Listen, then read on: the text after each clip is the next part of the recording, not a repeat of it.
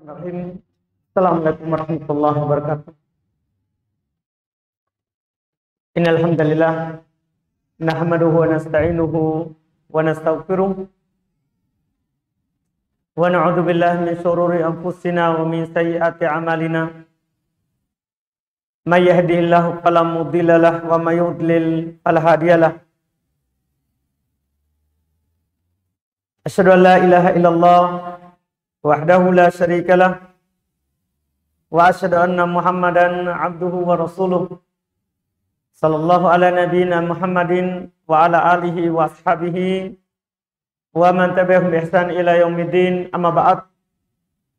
Al-ikhwan wal akhwat, kaum muslimin wal muslimat, jamaah salat maghrib rahimani wa rahimakumullah. Alhamdulillah, hari ini di majelis ke-44 kita, alhamdulillah, di kitab Bulughul Maram min Adillatil Ahkam karya Al-Imam Al-Hafidh Ibn Hajar Al-Asqalani Asy-Syafi'i rahimahullahu ta'ala. Kita di pembahasan Kitabut Thaharah, bab terakhir, yaitu bab tentang haid. Di malam hari ini kita baca hadis di penomoran cetakan anak ini 135 insyaallah, terkait dengan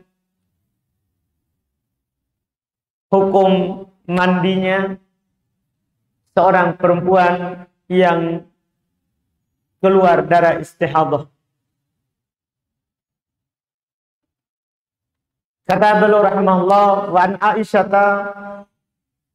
radhiyallahu taala anha qalat anna umma Habibata bint Jahsh syakat ila Rasulillah sallallahu alaihi wa alihi wasallam ad-dama faqala umkuti qadra ma kanat tahbisuki haidatuk thumma tasili fakanat taktasilu li kulli salatin.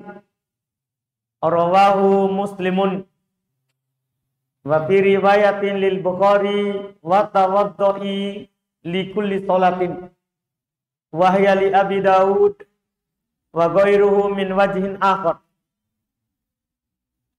Kata beliau rahimahullah, dari Aisyah radhiyallahu taala anha, istri Nabi kita Muhammad sallallahu alaihi wasallam, dia berkata bahwasanya Ummu Habibah bintu Jahsh mengadukan kepada Nabi sallallahu alaihi wasallam tentang darah,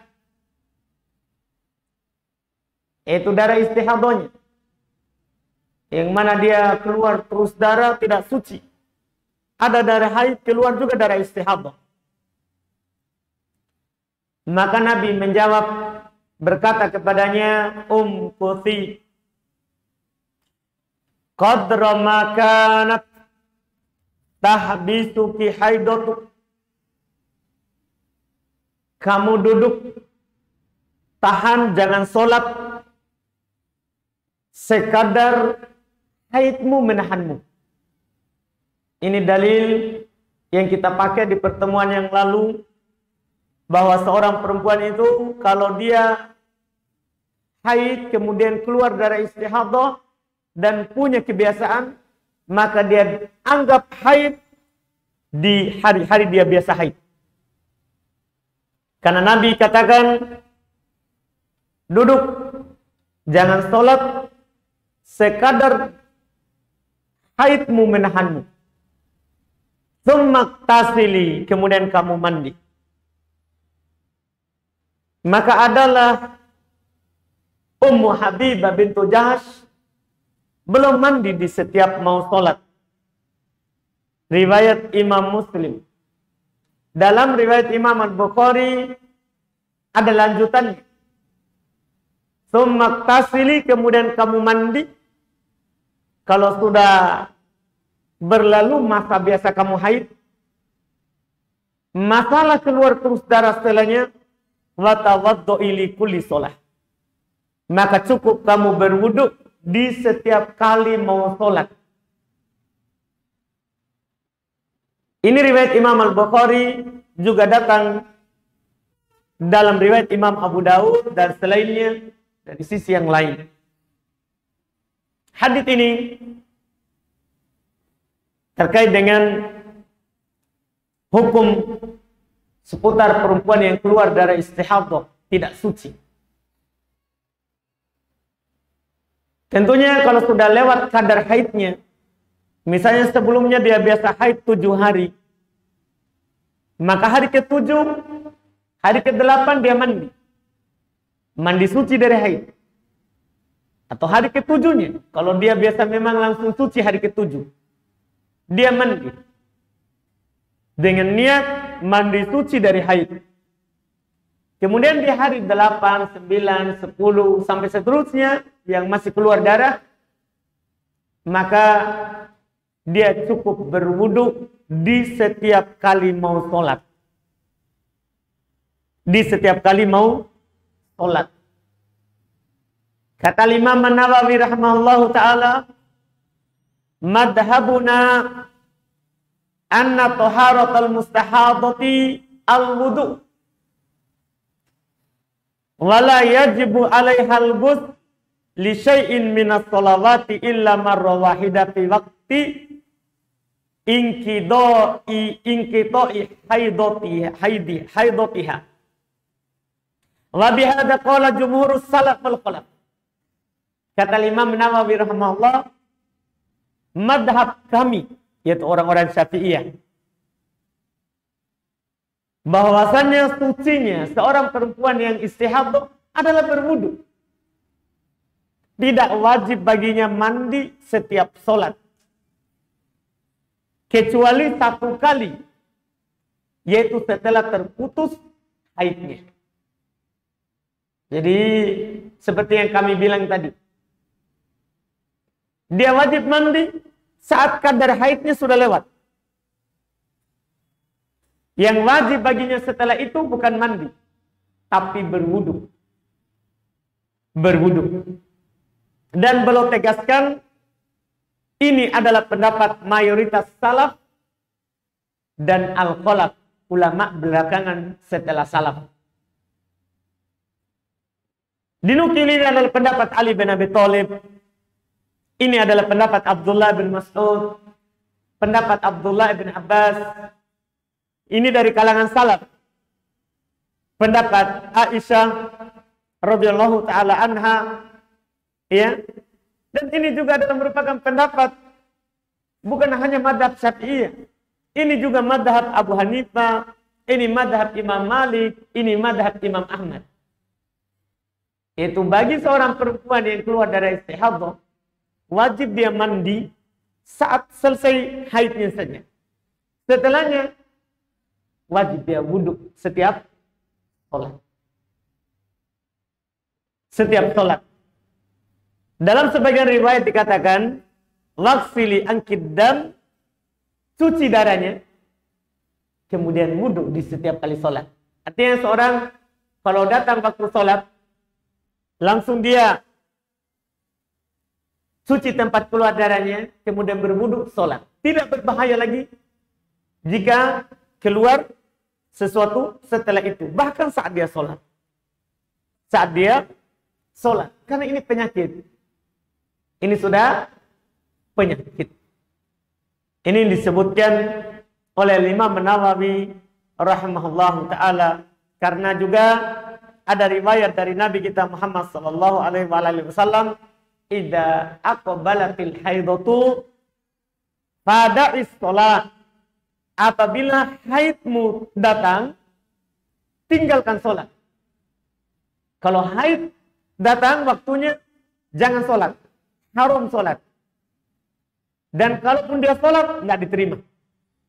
Terus kata Nabi, wa idza adbarat faktasili. Kalau sudah lewat masanya, maka mandi. Maka mandi. Jadi kewajiban mandi adalah pada saat haidnya suci. pada saat darah haid itu sudah lewat atau habis masanya. Adapun setelahnya, ketika masih ada darah yang keluar dan itu darah istihadah, maka yang wajib baginya adalah wudu, bukan mandi. Bukan mandi. Iya, ini alhamdulillah, dan boleh dia mandi di setiap kali sholat. Kalau dia mampu, boleh dia mandi di setiap kali sholat. Karena di sini, di hadis yang disebut oleh penulis, Ummu Habibah bintu Jahash belum mandi di setiap kali sholat. Dan ini ijtihadnya belum. Radhiyallahu ta'ala anha. Ini ijtihadnya. Nabi cuma suruh mandi 1 kali. Setelah itu wudu di setiap kali sholat. Tapi yang dia lakukan adalah mandi di setiap kali sholat. Itu tidak apa-apa. Boleh. Karena Nabi juga tidak melarangnya. Nabi juga tidak melarang dari hal tersebut. Ini terkait dengan masalah mandinya seorang perempuan yang istihadah. Berikutnya kata beliau rahimahullah, wa an ummi Atiyah radhiyallahu ta'ala anha qalat, kunna la na'uddul qudrata was sufrata ba'da tuhuri syai'a. Ini hadis menjadi pondasi pokok terkait dengan cairan yang masih warna coklat atau keruh atau kuning yang keluar dari seorang perempuan. Kita akan jelaskan sebentar setelah terjemahkan hadisnya. Rawahul Bukhari wa Abu Daud wal lafdzulah. Kata beliau dari Ummu Atiyah radhiyallahu taala anha, dia berkata, kunna adalah kami dulu, maksud di masa Nabi SAW. Adalah kami dulu di masa Nabi SAW. La na'uddul qudrata was sufrata.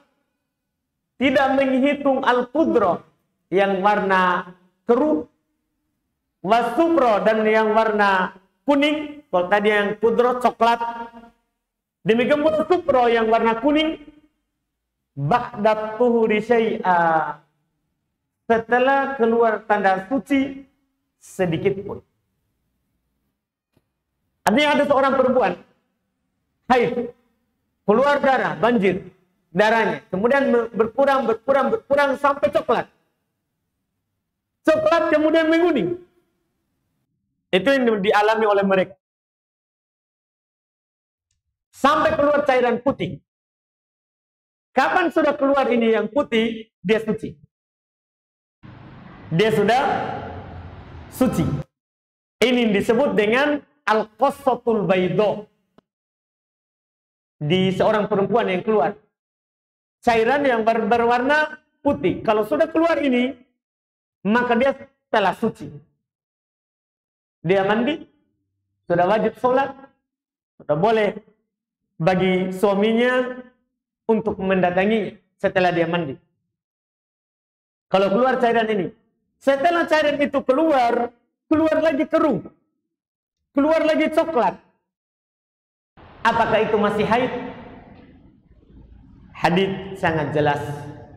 Kata Ummu Atiyah, kunna la na'uddul qudrata was sufrata ba'da tuhuri syai'a.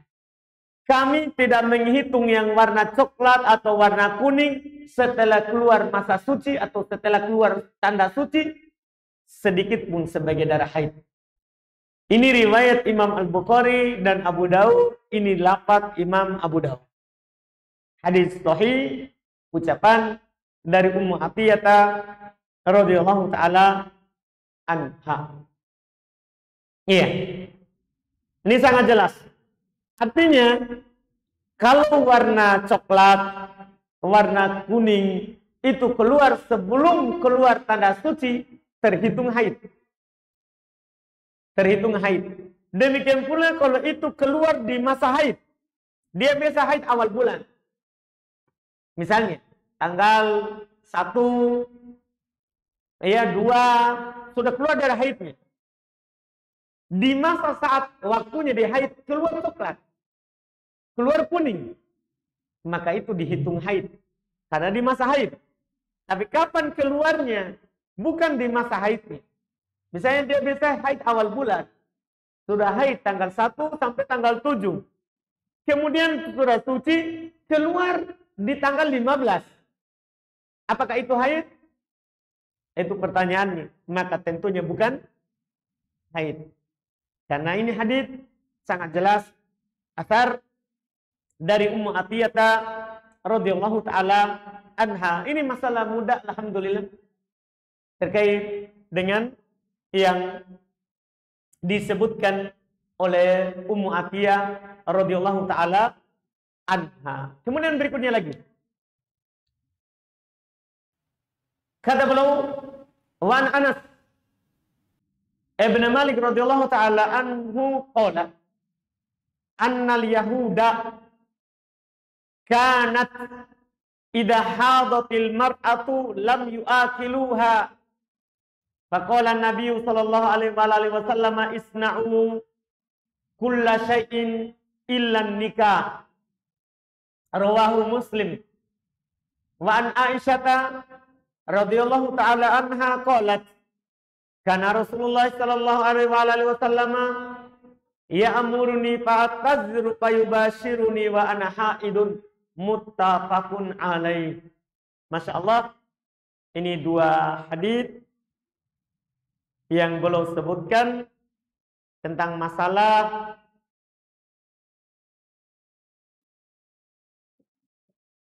hukum mencium atau memeluk, menyentuh, bahkan memakan masakannya dari seorang perempuan yang sedang haid. Dari seorang perempuan yang sedang haid. Kata beliau dari Anas ibn Malik radhiyallahu taala anhu, beliau berkata, bahwasanya kata beliau orang Yahudi apabila haid istrinya, lam yu'akiluha, maka dia tidak makan bersamanya. Tidak makan bersamanya. Tidak bergaul dengannya. Maka kata Nabi SAW untuk umat Islam, isna'u kulla syai'. Lakukan semua biang-biang. Dilakukan. Illan nikah. Kecuali kawin, berhubungan badan. Iya. Ini hadis riwayat Imam Muslim. Kemudian beliau berkata dari Aisyah radhiyallahu taala anha, adalah Rasulullah SAW menyuruhku untuk pakai sarung. Adalah Rasulullah SAW menyuruh untuk pakai sarung. Sarung itu yang dipakai antara pusar dan lutut. Setelah itu beliau mencumbui saya sementara saya haid. Riwayat Imam Al-Bukhari dan Imam Muslim. Dua hadis yang sahih. Tentunya kita langsung berbicara tentang hukumnya. Hukum pertama terkait dengan jima'ul haid.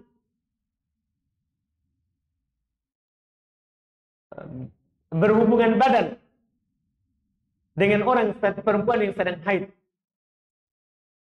Berkata Imam An-Nawawi rahimahullahu ta'ala,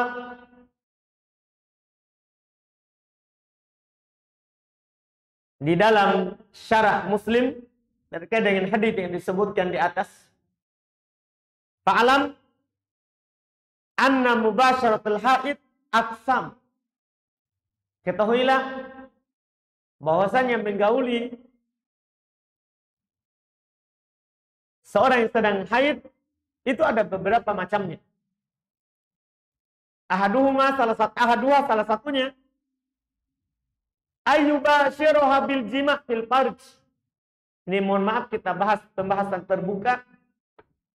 Ya, kalau orang sudah berkeluarga mungkin biasa, tapi anak muda, ya alhamdulillah ini ilmu. Kata beliau yang pertama adalah dia menggauli istrinya yang sedang haid itu bil jima' fil farj, dengan berhubungan badan. Dia gauli di kelaminnya, itu kata kasarnya. Artinya dia apa ya?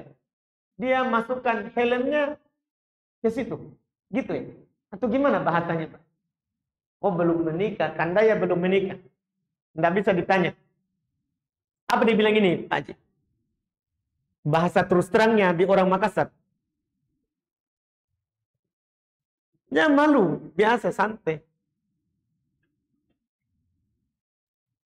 Tanya lebih senior. Nah, kita mam ini. Apa di bahasa bagusnya ini di masyarakat kita? Jima di farj, di kelaminnya, di kemaluannya. Dipahami semua ya? Kata beliau, fahadha haramun bi ijma'il muslimin binasil Qur'anil azizi was sunnatis sahihah. Kalau yang ini yang dimaksudkan dengan menggaulinya, maka ini haram berdasarkan kesepakatan kaum muslimin dengan nas Quran, demikian pula hadis Nabi sallallahu alaihi wasallam yang sangat banyak. Di antaranya tadi hadisnya, lakukan semuanya kecuali nikah. Kecuali berhubungan badan. Dan juga firman Allah Subhanahu wa taala, "Wala taqrabuhunna hatta yatahurna." Jangan dekati tempat itu sampai dia suci. Fa idza tatahharna, kalau dia sudah bersuci, sampai suci belum cukup. Kalau dia sudah bersuci, mandi. Bagi yang bisa pakai air, kalau tidak bisa pakai air berarti dia tayamum. Maka kata Allah, fa'atuhunna min haitsu amarakumullah. Datangi di mana Allah perintahkan kalian datang. Iya, di mana Allah perintahkan kalian untuk mendatanginya. Mendatanginya. Ini bentuk yang pertama. Bentuk kedua, al-mubasyaratu fima fawqa surrah wa tahta rukbah bidzakar. Mohon maaf karena ini penyebutan terbuka. Mungkin orang malu mendengarkannya, saya pribadi juga malu menyebutkannya. Tapi tidak apa-apa, ini ilmunya. Bentuk yang kedua, dia menggauli istrinya dari pusar ke atas dan dari lutut ke bawah, tapi dengan kelaminnya, dengan kemaluannya. Kemaluannya suami maksudnya. Berarti dia tertutup dari pusar sampai ke lutut. Dia gauli istrinya dengan zakarnya. Dengan zakarnya. Paham ya? Iya kan? Paham kan? Artinya masih dia pakai punyanya. Bukan hanya sekedar cium. Tapi dia istimta bernikmat dengan istrinya. Tapi di bawahnya lutut, yaitu dari lutut ke bawah, dan di atas pusar, yaitu dari pusar ke atas. Dipahami mungkin? Yaitu bil qublati, awil mu'anaqati, awil lamsi, aw ghairi dzalik. Apakah dengan mencium, memeluk, menyentuh, dan lain-lainnya. Yang semuanya tidak bisa disebutkan. Iya. Kata beliau, wahwa halalun bittifaqil ulama. Ini juga halal berdasarkan kesepakatan para ulama. Walaupun keluar maninya. Ini si suami. Yang penting dari pusar ke atas dan dari lutut ke bawah. Halal berdasarkan kesepakatan para ulama. Ini bentuk kedua. Bentuk ketiga. Bentuk ketiga. Al-mubasyaratu fi ma baina surti wa rukbati. Mubasyarah antara pusar dan lutut. Artinya sekarang tidak ada apa lagi yang tidak ada lagi tertutup. Tidak ada lagi sarung. Tadi kan pakai sarung. Sarungnya dipakai hanya di mana? Di pusar sampai lutut. Ini bahasa sarung. Ya, kalau pakai sarung, boleh hanya pakai celana dari pusar sampai lutut. Atau roknya pusar sampai lutut. Pokoknya apa saja. Boleh kalau masih di situ dipakai. Kenapa? Apa dalilnya? Kalau dalilnya pakai sarung, hadis di buku dari Aisyah radhiyallahu taala anha, dia berkata Rasulullah SAW menyuruhku pakai sarung, kemudian beliau mencumbuiku. Itu dalilnya. Kemudian berikutnya sekarang, ini keadaan terakhir. Ini bentuk ketiga. Dia menggauli istrinya, mencium, mencumbuinya. Ia di atas pusar, di bawah lutut, tapi juga di antara itu. Juga di antara itu. Itu sekarang dia tidak pakai apa-apa. Dia tidak pakai apa-apa. Apakah boleh seperti itu? Ini khilaf. Ada perselisihan. Apakah boleh atau tidak? Sebagian para ulama rahimahumullah, mereka berpendapat itu diharamkan. Tidak boleh. Itu diharamkan, tidak dibolehkan. Sebagian para ulama lagi mengatakan itu makruh, tidak haram. Boleh, tapi dibenci. Dan kata Imam An-Nawawi rahimahullah, wa hadzal wajhu aqwa min haitsu dalil wa huwal mukhtar. Ini dari sisi dalil ini lebih kuat, boleh. Dan ini yang dipilih kata Imam Nawawi rahimahullahu taala. Kecuali orang yang tidak mampu menguasai dirinya. Iya. Bagi yang tidak mampu menahan dirinya kalau itu sudah terbuka, jangan. Karena jangan mengembala di daerah perbatasan. Nanti dombanya bisa makan rumput tetangga. Bagi yang tidak mampu menguasai dirinya. Tapi bagi yang mampu menguasai dirinya, yang sadar, ini tidak boleh dimasukkan senjatanya. Tapi kalau dia mampu menguasai, dia berburu di sekitar itu, di pahanya, atau di pusarnya, tidak apa-apa. Yang penting, dia harus kuasai dirinya, tidak boleh. Tidak boleh apa? Tidak boleh apa? Tidak boleh. Oh, saya tidak mau pakai istilah partai. Belum bilang. Apa? Apa bahasa umumnya itu? Saya ini mau tahu bahasa umumnya di masyarakat. Tidak boleh dicelup. Baiklah. Saya mau cari apa bahasa umumnya di masyarakat kita di Makassar ini. Tidak boleh mencangkul. Yakin, Pak? Mau katanya Haji?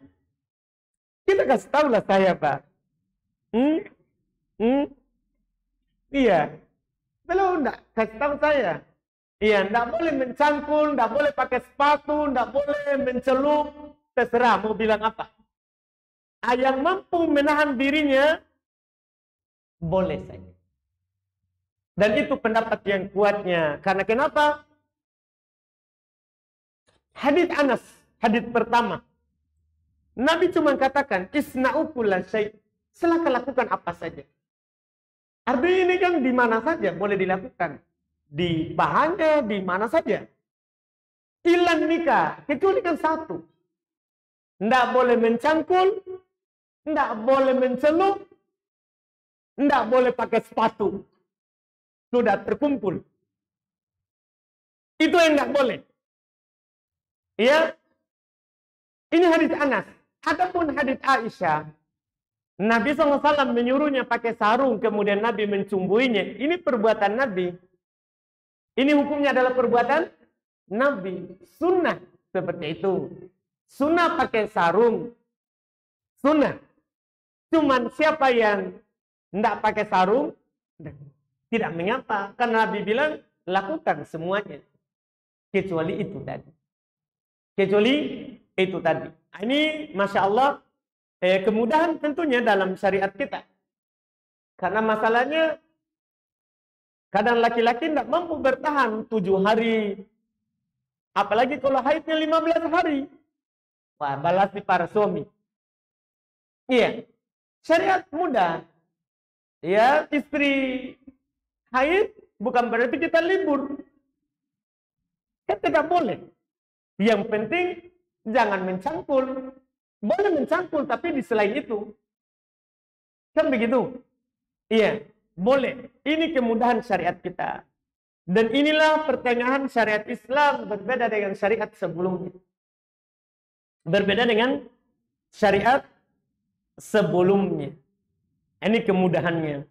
Ini kemudahannya dalam syariat. Ini juga peringatan bagi para wanita, istri, jangan sampai mereka kalau haid sudah tidak berhias untuk suaminya. Tidak, tetap dia berhias. Karena suaminya kalau dia mau mendatanginya, boleh. Hanya saja tidak boleh yang satu itu. Iya, kan suami boleh di tempat lain melakukannya. Ini tentunya bagi para perempuan penting sekali. Jangan sampai nanti suaminya macam-macam juga pikirannya.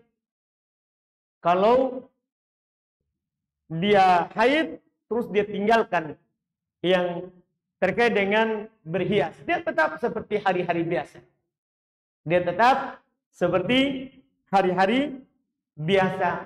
Kapan suaminya menginginkannya, maka dia juga menjawab keinginan suaminya itu, boleh dia lakukan. Boleh dia lakukan. Itu alhamdulillah terkait dengan hukum ini. Ini paling berat pembahasan dibahasakan karena saya tidak enak sebenarnya sama anak-anak muda. Kalau orang tua semua, alhamdulillah muda sebenarnya, tapi karena ada anak muda, tapi itu ilmunya. Nanti kalau menikah, jadi sudah tahu. Nanti kalau sudah menikah, sudah tahu apa yang harus dilakukan. Nah, ini alhamdulillah mungkin kita cukupkan dulu dengan pembahasan ini. Masih banyak ini seputar haid lagi, insya Allah kita ambil di pertemuan yang akan datang. Paling lamanya 2 kali pertemuan, 2 majelis lagi. Ya, kalau bisa 1 kali majelis lagi, alhamdulillah kita akan masuk di kitabus sholat terkait dengan pembahasan sholat, insya Allah. Sisa sedikit lagi, insya Allah. Mudah-mudahan bisa selesai di pekan akan datang. Mudah-mudahan.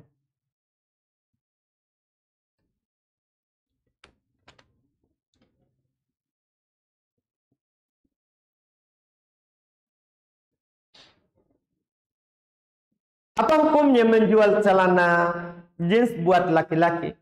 Tidak mengapa kalau dia potong, tidak isbat. Iya. Yang penting menutup auratnya, tidak menggambarkan auratnya, mubah menjualnya. Yang penting dia tidak isbat. Karena isbal adalah haram. Adalah diharamkan. Karena wajib bagi seorang itu untuk mengangkat pakaiannya di atas mata kaki. Untuk mengangkat pakaiannya di atas mata kaki. Walhalam.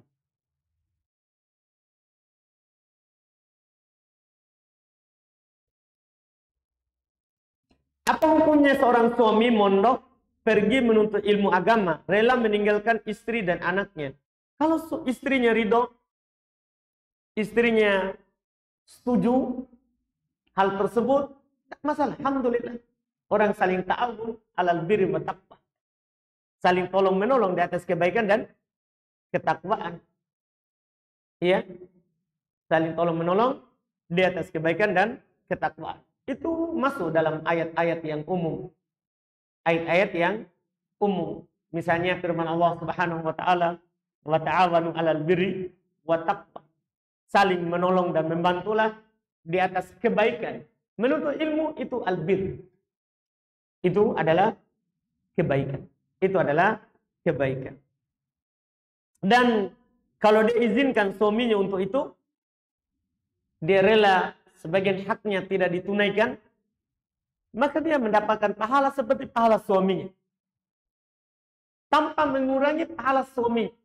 Jadi suaminya yang capek berpikir, capek menulis, panas, dingin, istrinya dapat tanpa mengurangi pahala suami. Kalau dia ridho, dia setuju dengan hal tersebut, wallahu a'lam.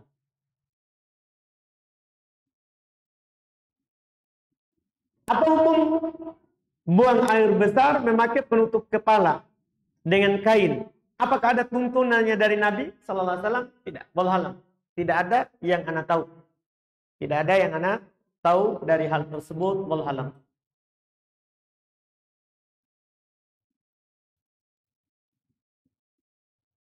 Apa boleh setiap meninggalkan rumah dalam keadaan kosong selama jangka waktu lama berniat bahwa cukup Allah yang menjaga titipannya dan membaca ayat kursi dan trikul? Apakah ada doa yang dapat dipanjatkan bila meninggalkan rumah dalam waktu lama? Mohon saran dan petunjuknya, Ustaz, agar saya tidak melakukan perbuatan bid'ah. Iya. Kalau yang dinukil secara khusus, doanya wallahu alam tidak ada. Tidak ada. Kecuali doa umum, boleh kita doa itu astaudi, itu yang biasa dibaca. Itu kan masuk umum. Masuk di orang, masuk juga di barang. Iya.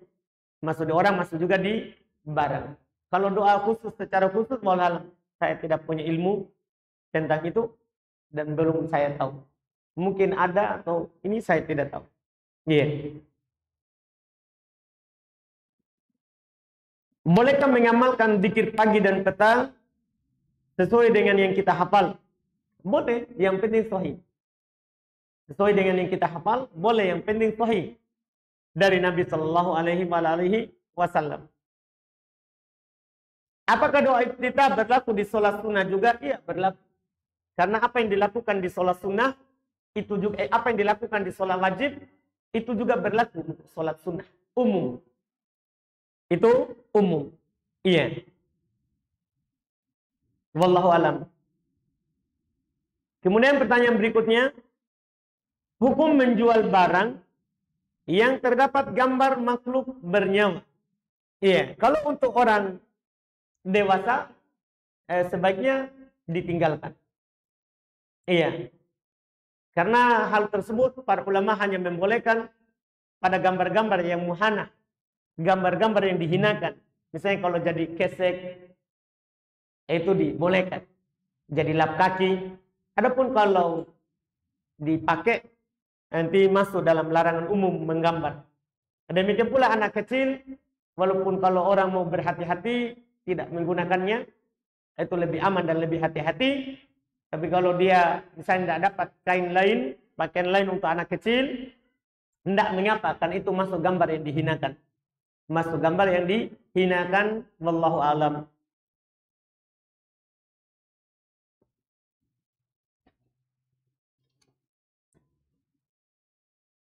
Apa hukum menahan kencing saat sholat? Kalau itu mengganggu sholatnya, maka tidak boleh. Tidak boleh. Bahkan datang hadis dari Nabi Sallallahu Alaihi Wasallam yang mengatakan la sholat liman huwa yudafil akbasa. Tidak ada sholat bagi orang yang sedang menahan dua yang berat, itu air kecil dan air besar. Nah, itu kalau mengganggunya. Kalau mengganggunya, itu tidak ada sholat baginya. Tidak ada sholat baginya.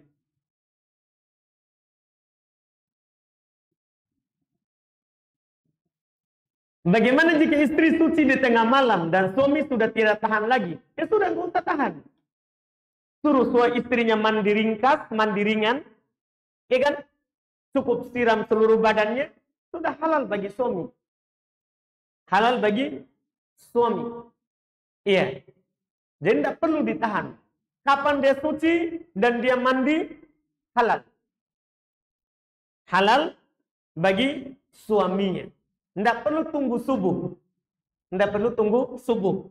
Dan wajib bagi istri untuk mandi. Kalau suaminya menginginkannya walaupun tengah malam, harus dia mandi. Wajib, tidak boleh dia tunda. Iya, tidak boleh dia tunda. Karena mentaati suami wajib bagi istri. Mentaati suami wajib bagi istri, itu wallahu alam.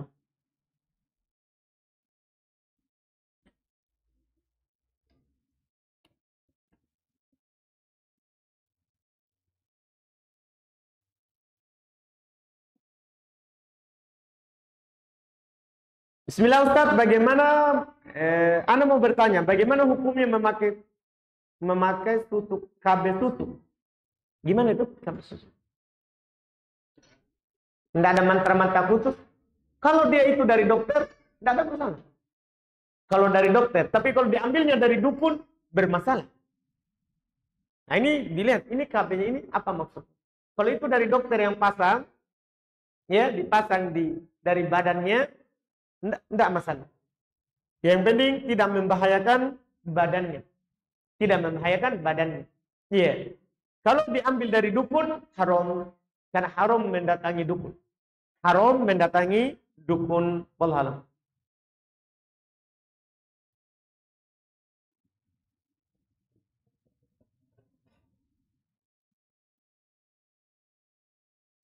Apakah dalam sholat bangkit dari sujud kita duduk sebentar lalu berdiri? Apakah ada doa atau zikir tersebut waktu duduk sebentar? Ini maksudnya sujud kedua ya, di rakaat pertama, atau sujud kedua di rakaat ketiga. Kalau orang sujud rakaat pertama kan turun sujud. Sujud pertama, kemudian duduk antara dua sujud, kemudian sujud kedua, baru bangkit berdiri. Apakah ada duduk istirahatnya sebelum bangkit, atau seorang langsung berdiri? Ini diperselisihkan oleh para ulama rahimahumullah ta'ala terkait dengan hukumnya. Terkait dengan hukumnya. Masalah duduk istirahat atau langsung berdiri. Mayoritas ulama fikih, kecuali Imam Syafi'i dan para pengikutnya, mereka mengatakan bahwa tidak ada duduk istirahat. Itu dari sujud langsung berdiri. Dari sujud, bangkit dari sujud, langsung berdiri. Tidak ada duduk istirahat. Ini mayoritas ahli fikih. Kecuali Imam Syafi'i, demikian pula yang mengikuti beliau. Mereka berdalil dengan beberapa alasan.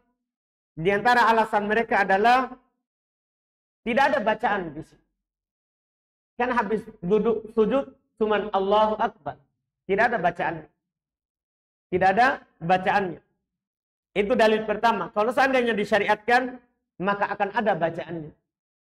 Maka akan ada bacaannya. Alasan mereka yang kedua, tidak banyak menukil. Itu duduk istirahat dari sahabat. Yang menukil adalah hanya satu orang. Katanya yaitu Malik ibn al-Huwairith radhiyallahu ta'ala anhu. Dan alasan mereka berikutnya lagi, Nabi SAW melakukan itu karena beliau waktu itu sakit. Sehingga beliau duduk istirahat dulu, baru berdiri. Ada juga alasan-alasan lain dari yang mereka sebutkan. Sementara Imam Syafi'i rahimahullahu ta'ala, demikian pula yang mengikuti beliau. Hafiz Ibnu Hajar, Imam Nawawi, dia mengikuti Imam Syafi'i dalam mazhab Syafi'i. Dan ini juga merupakan pendapat mayoritas ahli hadis. Keumuman dari ahli hadis. Mereka berpendapat bahwa sebelum bangkit dari setelah sujud kedua di rakaat pertama atau rakaat ketiga, dari bangkit sebelum berdiri sunnah duduk istirahat. Sunnah duduk istirahat. Ini pendapat yang ana sebutkan tadi yang berpendapat dengan Mereka berdalil dengan hadits Malik bin Huwairits riwayat Imam Al-Bukhari. Mereka berdalil dengan hadits Malik bin Huwairits riwayat Imam Al-Bukhari rahimahullah. Bahwasanya beliau katakan Nabi sallallahu alaihi wasallam bangkit dari sujud walam yanhab hatta yastawi jalis. Adalah Nabi sallallahu alaihi wasallam tidak bangkit langsung berdiri sampai beliau duduk dulu lurus, baru bangkit bersandar dengan kedua tangannya. Jadi beliau bangkit dari sujud, Allahu Akbar, tidak langsung berdiri, beliau duduk dulu lurus, kemudian bangkit bersandar dengan kedua tangan. Bangkit bersandar dengan kedua tangan.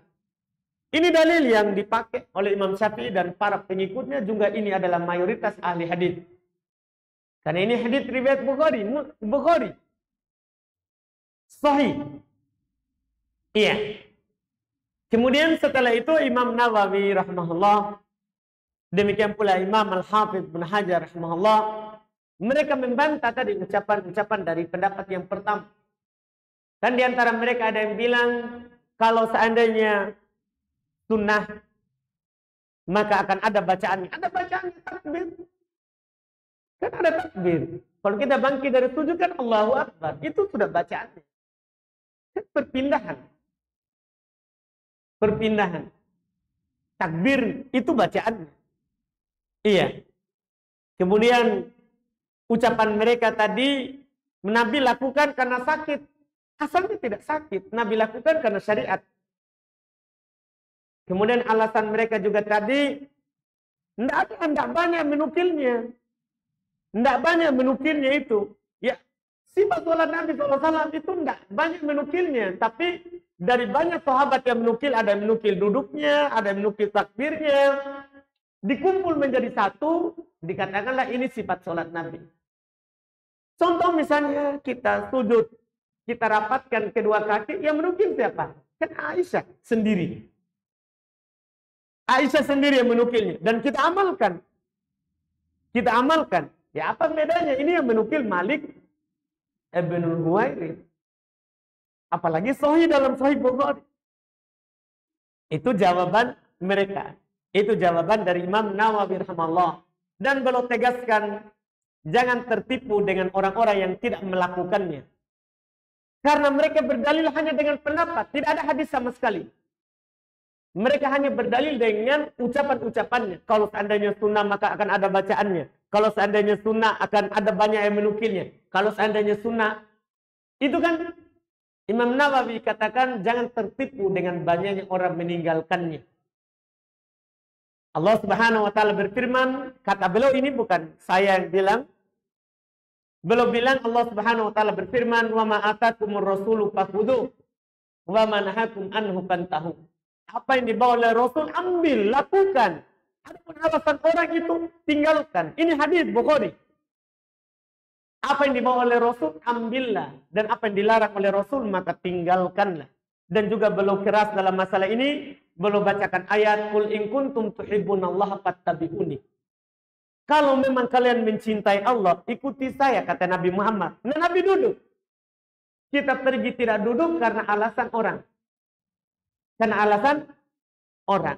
Ini tentunya kita ikuti apa yang dikatakan dalam mazhab Syafi'iyah dan memang dalilnya nyata dan bantahannya juga nyata, itu lebih aman dan lebih hati-hati. Karena beramal dengan hadis walaupun Nabi lakukan karena sakit, itu lebih baik daripada kita tidak mengamalkannya. Daripada kita tidak mengamalkannya. Itu wallahu a'lamu. Kemudian berikutnya, bolehkah kita sholat duha jam 11? Boleh. Sholat duha jam 11? Boleh.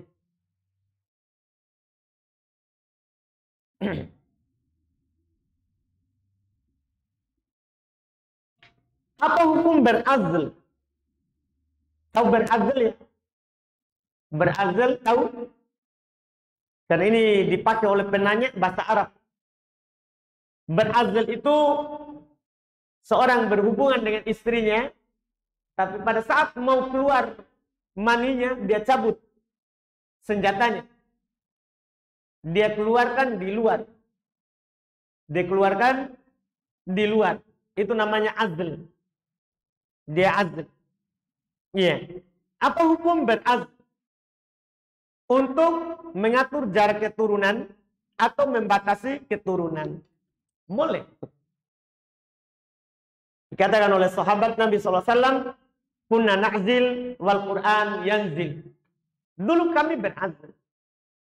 Itu kami berhubungan badan dan tidak buang di dalam maninya.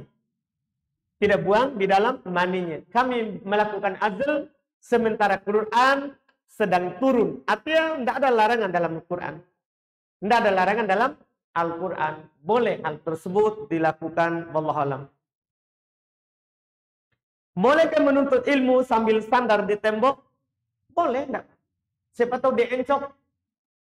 Daripada tidak hadir sama sekali. Kan begitu. Boleh, enggak apa. Ya, yang penting dia menuntut ilmu. Dia menuntut ilmu. Adapun keutamaannya tentunya yang maju di depan mencari tempat kosong itu lebih utama daripada yang duduk bersandar di tembok. Kalau kita berbicara keutamaan, tapi selama orang datang masuk ke masjid untuk belajar, ya, itu sudah mendapatkan keutamaan. Cuman yang lebih utama adalah dia yang datang masuk masjid, cari tempat yang kosong, dia maju, itu lebih utama.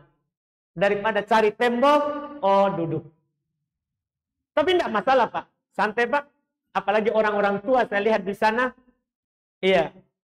Alhamdulillah, kecuali di sana kayaknya masih anak muda itu. Iya, tapi sandar juga. Encol juga Pak. Wah itu cuma lutut Pak. Biasanya orang pinggang. Alhamdulillah. Iya, itu tidak masalah. Enggak. Alhamdulillah.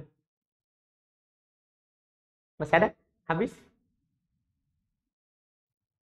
Mungkin hari ini karena anak cepat tadi berhentinya, anak sengaja supaya tersatukan pembahasan. Kalau sudah tidak ada, kita tutup.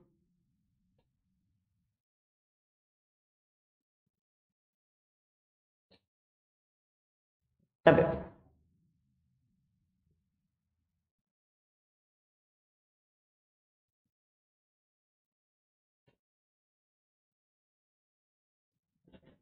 Bismillahirrahmanirrahim. Terima kasih atas kesempatan yang diberikan. Begini beberapa bulan yang lalu, saudara kakek kami meninggal dunia dan meninggalkan harta. Saudara kakek kami ini bersaudara ada 5 orang dan sebelumnya telah meninggal dunia. Dia memiliki istri dan istrinya pun telah meninggal dunia dan tidak memiliki anak sama sekali. Jadi pertanyaan saya, karena saudara laki ini tidak memiliki anak, siapa yang lebih berhak memimpin dalam hal pembagian warisan? Terus yang kedua, ibu saya sebagai ponakan, berapa bagian untuknya? Terus yang ketiga, adakah istilah perwakilan dalam hal penerimaan warisan? Karena ada pihak dari saudara kakek lain yang menentukan istilah sendiri. Istilah perwakilan dalam hal penerimaan warisan dari setiap saudara kakek. Ya, sekian. Baik. Tunggu Pak sedikit. Jadi orang tuanya masih ada? Orang tua siapa? Orang tuanya ini meninggal? Orang tua yang meninggal sudah tidak ada. Tidak ada. Ya. Istrinya sudah meninggal. Tidak ada. Meninggal sebelum dia. Meninggal sebelum dia berarti. Ya, istrinya ada 2. Yang pertama sudah meninggal. Istri yang kedua barang-barang itu sudah ada waktu dia menikah, tapi sudah meninggal juga. Tapi tidak ada sama sekali. Baik, berarti kan 2 istrinya sudah meninggal sebelumnya. Sudah meninggal semua. Intinya itu juga. Kemudian dia tidak punya orang tua, tidak punya istri lagi, sudah tidak ada. Anak tidak ada. Saudara 5-5-nya sudah meninggal. Sudah tidak ada lagi. Sudah tidak ada lagi. Yang ada sisa ponakan. Keponakannya. Iya, ponakan. Om, tante. Omnya tidak ada. Jadi yang masih hidup itu sisa ponakan laki-laki dan perempuan. Baik. Alhamdulillah. Baik. Jadi kita Pak, kalau mau tahu itu hukumnya, bisa kita buka surah An-Nisa, Al-Maidah, An-Nisa, ayat terakhir. Ayat terakhir, yaitu ayat 176. Ayat terakhir dari surah An-Nisa. Yaitu firman Allah Subhanahu wa taala, yastaftunaka, mereka meminta fatwa kepada kamu, yaitu tentang kalalah, orang yang tidak punya warisan, kecuali itu tadi, tidak punya ahli waris, tidak punya orang tua, tidak punya anak, tidak punya istri, tidak punya, tidak ada lagi. Kalau punya saudara, sebenarnya saudaranya dapat, karena di ayat ini, ya, kulillahu yutikum fil kalalah. Katakanlah Allah yang memfatwakan kepada kalian tentang kalalah, yaitu orang yang tidak punya warisan itu tadi. Ini mura'an halakun laisa lahu walad walahu uktun falaha nisfu ma tarok. Kalau ada seorang meninggal tidak punya anak, maka dia punya satu saudari perempuan, maka untuk saudarinya itu adalah setengah dari yang dia tinggalkan, tapi tidak ada ya. Sudah meninggal. Ini yang punya anak tadi siapa?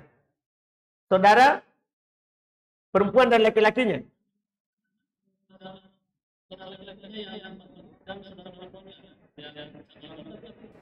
Baik. Nah, kalau seperti itu, setelahnya disebutkan langsung saja Pak.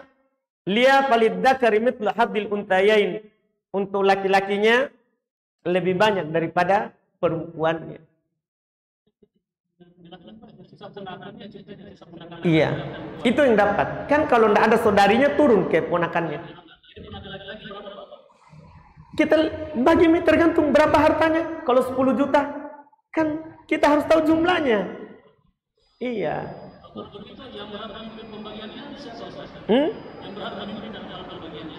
Yang berhak memimpin, enggak, langsung dia yang membagi. Kalau dia mau pakai KUA, enggak apa-apa. Kan sudah mati semua. Gimana caranya yang berhak? Iya, kalau dia pakai KUA lebih kuat, lebih bagus. Iya. Makanya pakai KUA atau pakai pengadilan lebih bagus. Baik. Alhamdulillah. Kita cukupkan. Alhamdulillah. Subhanakallahumma wa bihamdik, asyhadu an la ilaha illa anta, astaghfiruka wa atubu ilaik. Assalamualaikum warahmatullahi wabarakatuh.